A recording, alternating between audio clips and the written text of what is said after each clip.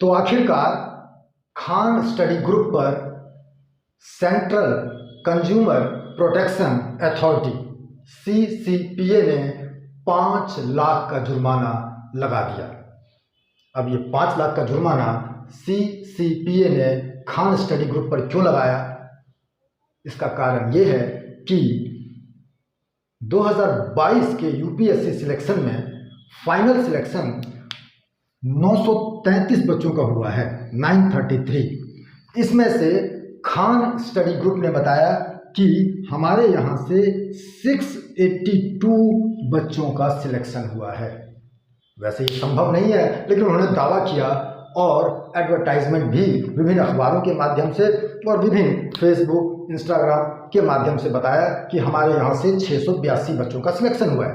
CCPA ने इसकी जांच की और जांच में पाया कि उनका दावा गलत है और आखिरकार उनके ऊपर 5 लाख का जुर्माना लगाया गया। एक्चुअली खान स्टडी ग्रुप ने बताया कि 682 में से हमारे पास 673 बच्चे आए थे मॉक इंटरव्यू के लिए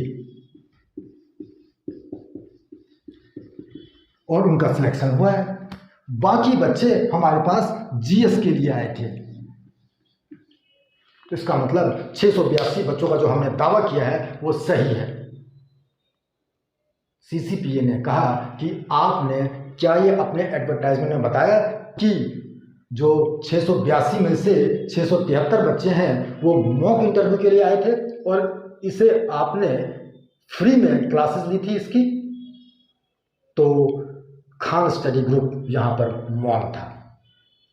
अतः 5 लाख का जुर्माना उन पर लगा दिया गया है। इसी तरह से नोटिस कई और IAS संस्थानों को भेजा गया है।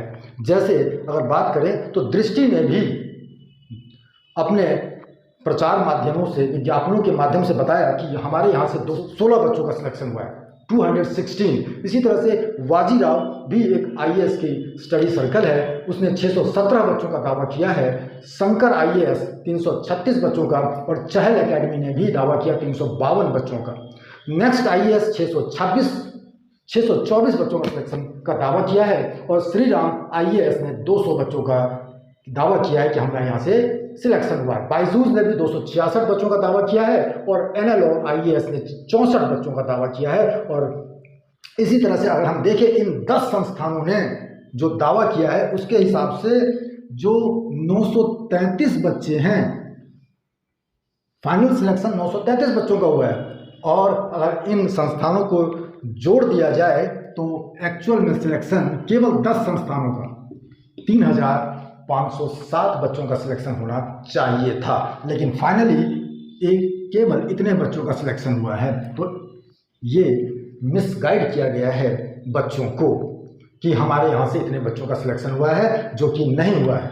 ये केवल इंटरव्यू के लिए बैठे थे और फाइनली जब बच्चे फाइनल पेपर में, मेंस में पेपर में क्लियर हो जाते हैं तो उसके बाद वो अलग अलग कोचिंग सेंटर में इंटरव्यू के लिए जाते हैं और जो कि फ्री होता है।